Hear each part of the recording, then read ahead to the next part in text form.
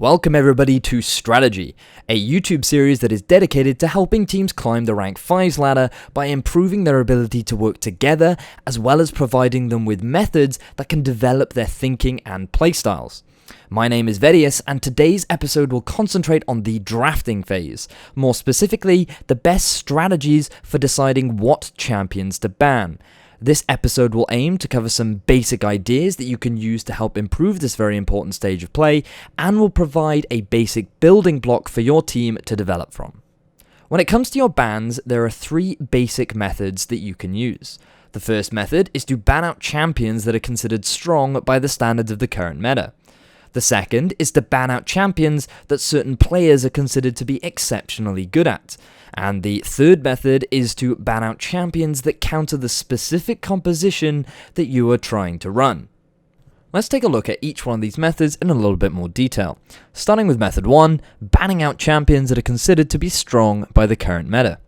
In today's meta, some prime examples of strong champions would be Gangplank and Mordekaiser. These champions are considered to be so good that they must be picked or banned in every single game.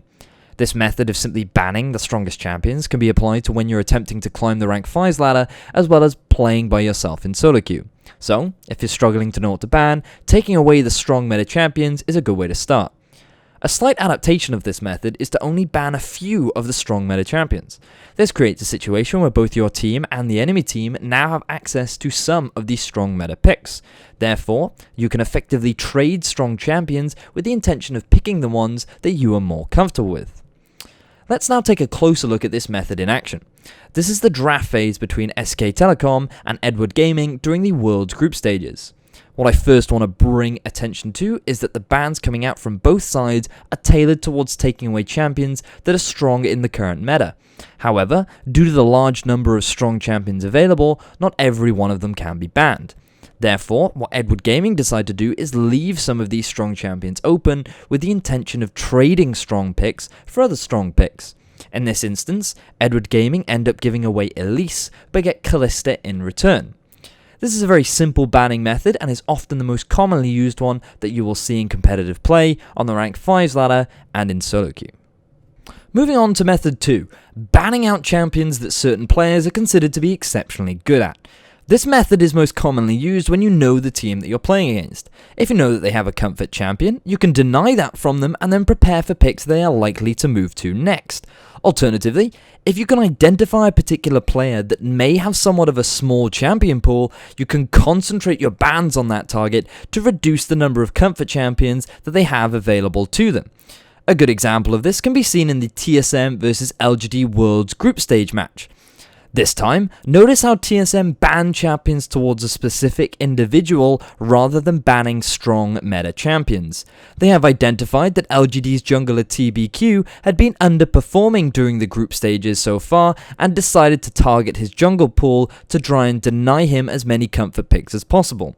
By doing this, they increased the likelihood of him making a mistake during the game, as he is less likely to be playing on one of his comfort champions. They then follow this up with a target ban towards Imp. In this instance, they acknowledge his skill on the champion and don't want him to play it, so they take it away from him. This method is less applicable when climbing the 5's ladder, as you will often not know your opponents. However, it can still be useful when preparing for opponents at an online or offline event. Finally, let's run through method 3, banning out champions that counter the specific composition that you are trying to run. The best time to use this method is when you are planning to run a specific composition and understand some of the major weaknesses that could result in its downfall. By banning away champions that counter your composition, you can increase the likelihood of success. A possible risk of this, though, is that sometimes it can give away your strategy, as some people are familiar with how certain champions can counter certain compositions. It is also important to consider that this method will often leave a number of strong champions open. Therefore, you should make sure that your composition has some way of dealing with these potential picks that are likely to be chosen by your opponents. To illustrate this, let's take a look at a slightly older game between Enemy Esports and Team Solo Mid during Week 9 of the regular season over in North America. Team Solo Mid wanted to build a poke composition, mainly revolving around an AP Kog'Maw in the mid lane. They initially ban away the Rise, as it's a very strong pick during the meta at the time. They then follow this ban up with a Sivir ban. The reason for this is that it provides a hard engage which poke compositions often struggle to deal with. Team Solo Mid are also aware that split pushing is another effective strategy that can deal well with poke compositions, so they ban away the Fizz to reduce the number of split push options available to enemy esports, as well as allowing Dyrus some more flexibility in the top lane to run champions like the Maokai that would further support their planned composition. While this strategy is not as common in current competitive play, it can be used effectively if you and your team find a composition that works well and find fun to play. I've provided you with 3 simple banning strategies that any team could use that would help them improve. I would encourage you to play around with the different strategies and find which method works best for your team. If nothing else, the take-home message that I want to give you is that there should always be a reason for your bans. Banning Lux because you find her laugh annoying will not really help your team develop their drafting phase. By sticking to one of the previously mentioned strategies, your bans will always have a purpose, and your likelihood of success will therefore increase. However, this is only half the story. Be sure to check out the next episode of Strategy where I will cover the second half of the draft, the picking phase. That concludes this episode of Strategy. If you're interested, you can subscribe to this channel so that you are updated whenever a new episode is released. Before I go, I would like to give a very special thanks to my good friends Peter and Joe for their immense contribution to the creation of this series, as I honestly wouldn't have been able to do this without either one of them. I'd also like to thank you guys very much for taking the time out to watch this video, and I hope you found it useful. If you have any feedback or suggestions for future episodes, please leave them in the comments section below.